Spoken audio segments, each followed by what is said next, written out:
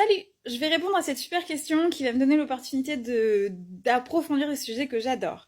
Et la question c'est, l'anxiété, c'est plutôt le combat ou la fuite, ou un mélange des deux?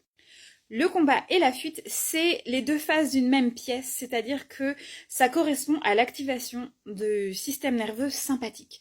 Le système nerveux sympathique, c'est ce qui va se mettre en place quand le corps a détecté un danger et du coup décide de se mettre en mouvement pour aller à l'encontre de ce danger-là.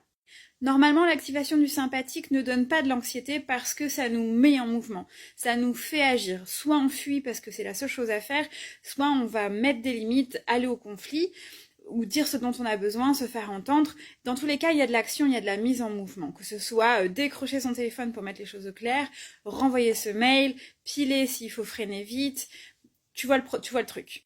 Ce qui va créer de l'anxiété, c'est quand il y a un niveau de stress à l'intérieur de notre corps, parce que c'est ça aussi, l'activation du système nerveux, c'est un synonyme, on peut dire que c'est le stress. C'est quand on a ce stress qui est là, cette activation qui est là, et qu'on ne sait pas quoi faire, parce que peut-être que c'est un stress qui est une activation qui n'est pas liée à la situation dans laquelle on est, ou on a tellement de stress qu'on est passé à la tétanie, et du coup ça peut être le début de la tétanie, mais on n'arrive plus à bouger, et ça peut créer de l'anxiété. Et aujourd'hui, ce que j'ai envie d'approfondir, c'est le premier cas, c'est-à-dire quand tu ressens cette espèce d'anxiété et qu'il n'y a rien autour de toi qui t'indique qu'il y a un danger. Et pourtant, tu la ressens, ça veut dire que ton corps, il a capté des signaux qui lui rappellent une situation où tu n'as pas réussi à bouger, à t'activer. Peut-être que tu avais une situation stressante à l'école, petite, ou jeune en tout cas, et que tu ne pouvais pas, ou si tu bougeais pour te protéger, tu étais sanctionné par un prof, par exemple.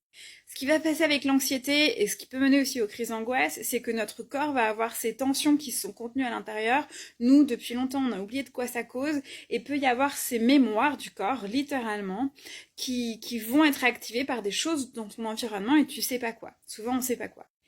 Et ce qui va créer les situations terribles du quotidien, quand on vit avec l'anxiété, l'angoisse, etc., et quand on a des traumas, c'est qu'en fait, on va avoir ce niveau d'anxiété, de stress, d'angoisse dans le corps, et on ne sait pas ce qui se passe. Mais notre cerveau, il va essayer de trouver une raison. Et c'est là où ça devient complètement fucked up, parce qu'en fait, on a ces mémoires qui sont là, on se rend pas compte que c'est des mémoires parce qu'on le ressent, c'est très vrai, c'est vraiment présent, le corps sait pas que c'est une mémoire, et nous, intellectuellement, notre cerveau va essayer de trouver toutes les raisons pour lesquelles on ressent ça à ce moment-là, alors qu'en fait, c'est juste le passé qui est réactivé. Et dans ces situations-là, finalement, la régulation du système nerveux, la co-régulation avec quelqu'un, et si possible quelqu'un de compétent, ça aide beaucoup.